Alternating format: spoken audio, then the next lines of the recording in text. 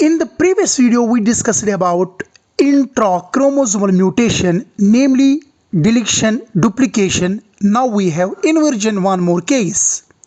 It is also morphological chromosomal mutation. Here part of chromosome breaks and rejoins back in same chromosome. Yes, my dear friends, basically segment of chromosome is joined in inverted position after rotating 180 degree.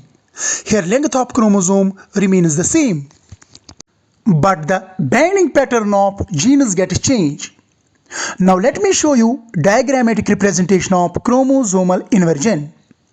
Suppose this is normal chromosome and here segment of chromosome breaks. Then it rotates 180 degree of angle as shown in the diagram. Later on, the same segment rejoins back in the same chromosome. The resulted chromosome has different arrangement of genes.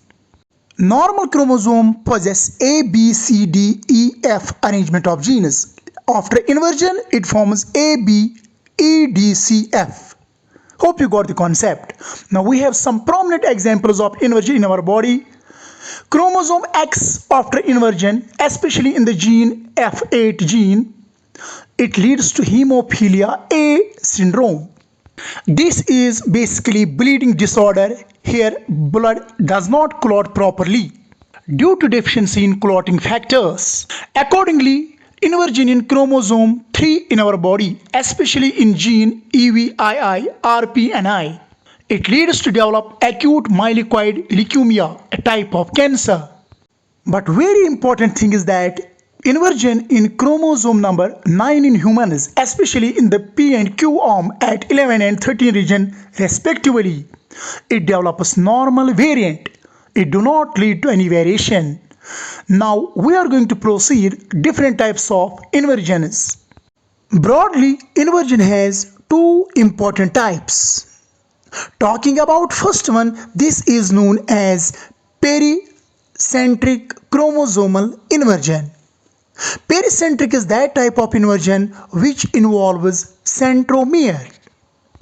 For example, we have chromosome as shown in diagram. It is a normal chromosome. After inversion, it forms chromosome like this.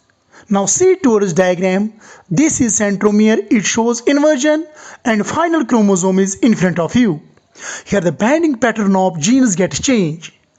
Later on, this pericentric inversion has two subtypes. Number one, intraradial. Second, very important, interradial. Now what is the difference between these two terms? Let me show you one more type of diagrammatic representation. This is homologous chromosome. Let me mark its chromatids. Chromatid 1, 2, they are called sister chromatids.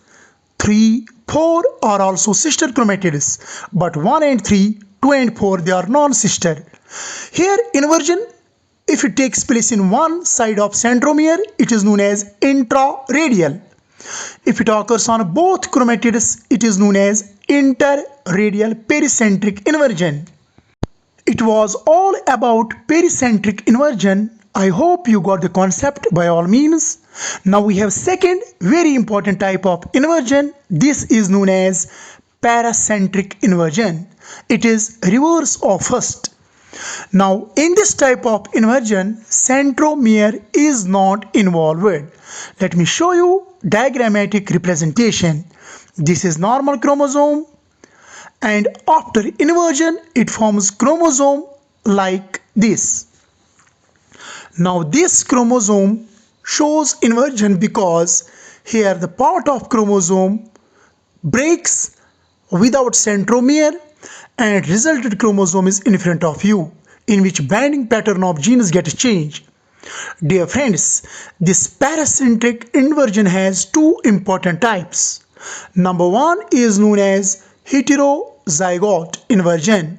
Second one is known as homozygote inversion. What is the difference between heterozygote and homozygote term?